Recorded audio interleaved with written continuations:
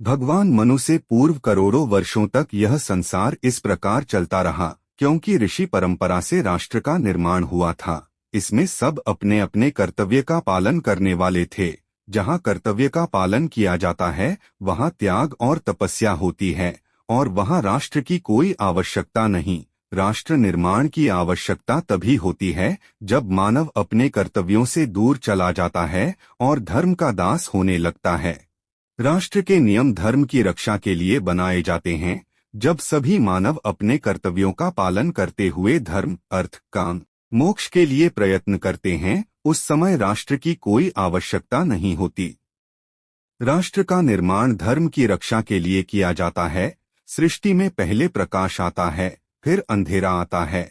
सृष्टि के निर्माण में परमात्मा ने प्रथम सूर्य का निर्माण किया जो प्रकाश का प्रतीक है, फिर रात्रि को रचाया, उसके पश्चात चंद्रमा को रचाया। इसी प्रकार पहले धर्म था जो प्रकाश का प्रतीक है, उसमें सूक्ष्मता आने पर राष्ट्र की तथा कठोरता की आवश्यकता हुई। राष्ट्र एक प्रकार की रात्रि है, इसमें कर्तव्य की आकृति लाने के लिए एक प्रकार की ज्योति जागृत हो रही है।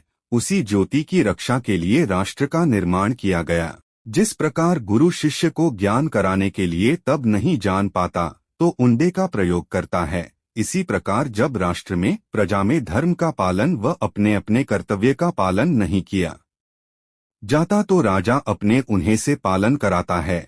यदि कोई यह कहे कि राष्ट्र में धर्म नहीं होता तो यह राष्ट्र नहीं केवल स्वार्थ का क्षेत्र है। जहाँ राजा के साथ धर्म नहीं होता वहाँ कर्तव्य में सूक्ष्मता होती है। जहाँ कर्तव्य में सूक्ष्मता होती है वहाँ स्वार्थ होता है। जहाँ स्वार्थ होता है वहाँ विनाशता होती है। जहाँ विनाशता होती है यहाँ अग्नि प्रदीप्त हो जाती है और संसार विनाश को प्राप्त हो जाता है। जब मनु ने देखा कि धर्म पर आक्रमण होने लगा है, देवता कम होते जा रहे हैं तथा दैत्यों का प्रभाव अधिक बढ़ता जा रहा है, तो उन्होंने विभांडक, पारा आदि ऋषियों को एकत्रित करके वेद में राष्ट्र के नियम के विषय में विचार किया। महर्षि तत्ववेता ने कहा कि वेद में राष्ट्र का विधान उस समय है जब मनुष्य अपने कर्तव्य से विहीन हो जाता है।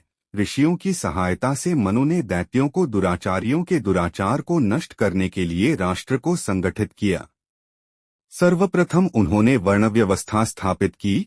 शिक्षालयों में आचार्य यह निदान किया करते थे कि कौन ब्रह्मचारी या ब्रह्मचारिणी किस वर्ण का है। यदि कोई बुद्धिमान तथा ब्रह्म तत्व पर उसकी बुद्धिमत्ता चलती तो उसे ब्राह्मण की उपाधि देते। जिसकी बुद्धि वाणिज्य आदि में तेज हो उसे वैश्य, तथा जो रक्षा करने वाला, अस्त्र शस्त्र और धनुर्वेद में रुचि लेने वाला हो उसे क्षत्रिय की उपाधि देते। जो इन तीनों में से किसी भी कार्य की विद्यान पा सके उसे शूद्र की उपाधि देते। ऋषियों द्वारा निर्मित उपर्युक्त नियमों का पालन कराने के लिए किसी राजा तथा राज्य के लिए किसी राजधानी की आवश्यकता अनुभव की गई, तो मनु ने सर्वप्रथम इस शरीर रूपी अयोध्या की नकल करके अयोध्या नगरी का निर्माण किया, जिसमें 9 द्वार थे। जैसे नामिशरीर का केंद्र है, इसी प्रकार जहाँ राजा बैठकर न्याय करे वह राष्ट्र का केंद्र कहलाया। जो मानव पाप किया करते, दुराचारी होते, उनके लिए राज्य के दूत होते। सत्पुरुषों के लिए, ऊंची देवकन्याओं के लिए, ऊंचे कर्म करने वालों के लिए राज्य का कोई प्रबंध नहीं होता। वे तो राष्ट्र नियम जानते हैं तथा नियम के आधार पर चलते हैं।